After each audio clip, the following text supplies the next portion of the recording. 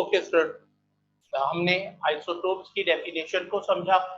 इसके बाद बेटा किताब ने आपके साथ एग्जांपल डिस्कस की। 3 isotopes of hydrogen, isotopes of oxygen and isotopes of uranium. Isotopes of hydrogen की एग्जांपल जो है बेटा, ये अमूमी तौर पर पेपर में भी पूछी जाती है।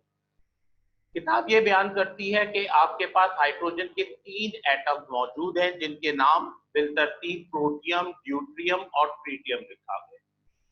प्रोटियम, ड्यूट्रियम और ट्रिटियम रखे गए हैं। प्रोटियम के जब हम स्ट्रक्चर को देखते हैं तो हमें पता चलता है कि उसमें एक प्रोटॉन है, कोई इलेक्ट्रॉन मौजूद नहीं है, कोई न्यूट्रॉन मौजूद नहीं है और एक इलेक्ट्रॉन उसके ऑर्बिट में मूव कर रहा है।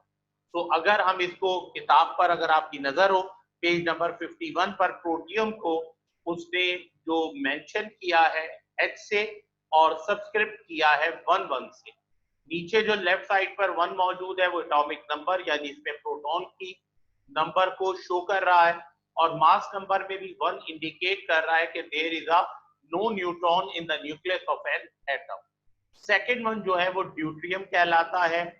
ड्यूट्रियम जो है ये जो आइसोटोप्स है ये वाटर में इस्तेमाल होता है, लेकिन जब ड्यूट्रियम ऑक्सीजन के साथ मिलकर वाटर बनाता है तो वो नॉर्मल वाटर नहीं कहलाता बल्कि हम उसको हैवी वाटर कहते हैं। चैप्टर 11 में जाकर हम इसकी डिटेल में जाएंगे। जब हम देखते हैं कि ड्यूट्रियम को वो मेंशन कैसे करता है तो नीचे हम लेफ्ट साइड पे सब्सक्रिप्ट देखते हैं 1, जो इंडिकेट कर रहा है कि इसके पास भी प्रोटॉन्स की तादाद एक ही है। अलबत्ता जब हम देखते हैं उसको न्यूट्रॉन की तरफ जाते हैं तो हम देखते हैं कि मास नंबर की तरफ जाते हैं, लेफ्ट साइड पर ऊपर सब्सक्रिप्शन को देखते हैं तो वहां 2 नजर आता है और 2 इंडिकेट कर रहा है कि एक प्रोटॉन है और एक न्यूट्रॉन जो है वो इसमें क्या है मौजूद है। तो इससे ये बात वाज़ेह हुई कि ड्यूट्रियम और प्रोटियम में फर्क किसकी वजह से आ रहा है, न्यूट्रॉन की वजह से आ रहा है। इसी तरीके से तीसरा जो है वो ट्रिटियम कहलाता है। ट्रिटियम बहुत ही माइनर क्वांटिटी में हमें नजर आता है कि मौजूद है जमीन पर। ट्रिटियम का जब हम देखते हैं उसको तो उसमें हमें लेफ्ट साइड पर नीचे सब्सक्रिप्ट वही 1 दिखाई देता है जो एटॉमिक नंबर को इंडिकेट कर रहा है, लेकिन जब हम ऊपर उसके लेफ्ट साइड पे सब्सक्रिप्शन देखते हैं तो वहां हमें 3 दिखाई देता है और 3 इंडिकेट कर रहा है कि एक प्रोटॉन है और 2 न्यूट्रॉन है। तो इस तरह प्रोटियम, ड्यूट्रियम और ट्रिटियम में जब हम डिफरेंस की बात करें तो हमें पता चलता है कि प्रोटियम में कोई न्यूट्रॉन नहीं है, ड्यूट्रियम में एक प्रोटॉन एक न्यूट्रॉन है और ट्रिटियम में हम जाते हैं तो हमें दिखाई देता है कि उसमें हमारे पास 2 न्यूट्रॉन है।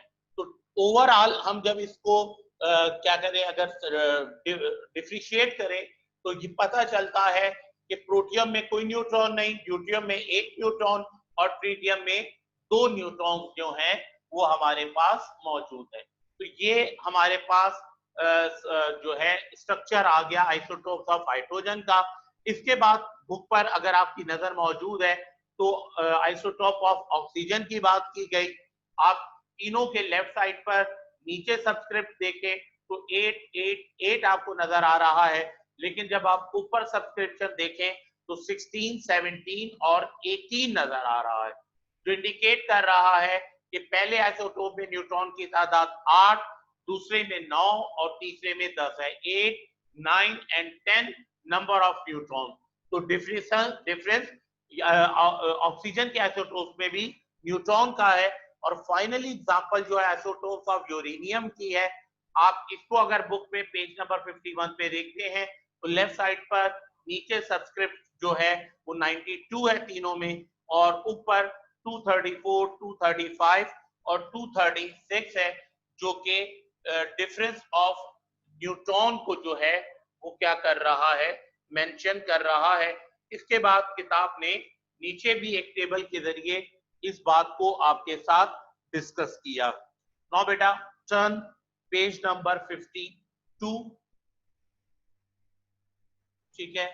और अब मेरे सामने जो नाम है वो है इमरान जिया। इमरान जिया, अनम्यूट कीजिए बेटा खुद को।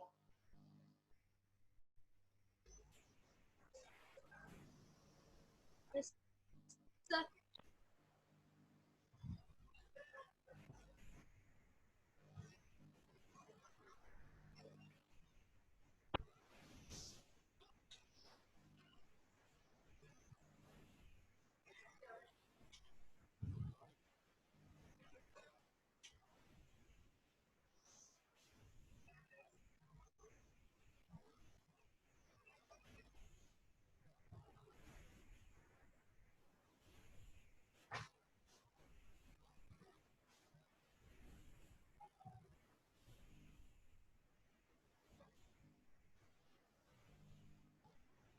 मनाहिल इमान,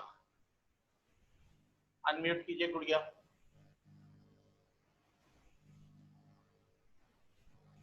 Yes, sir. जी गुड़िया बेटा, page number 52, application of isotopes.